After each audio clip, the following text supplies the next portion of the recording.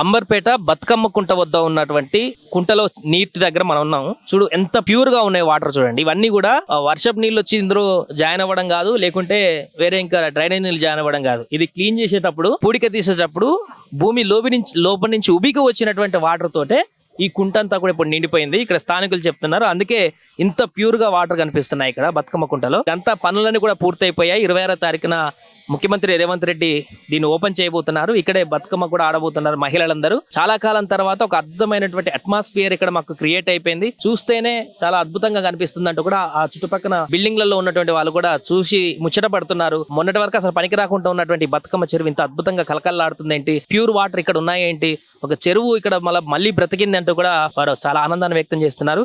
ఇది బతుకమ్మ కుంట వద్ద తాజా పరిస్థితి. ఇక నుంచి పూర్తిగా ఇది ఇక్కడ ఉన్నటువంటి స్థానికులకు, ప్రజలకి అందుబాటులోకి వచ్చినటువంటి ఒక పర్యావరణ హిత కార్యక్రమం అని చెప్పొచ్చు.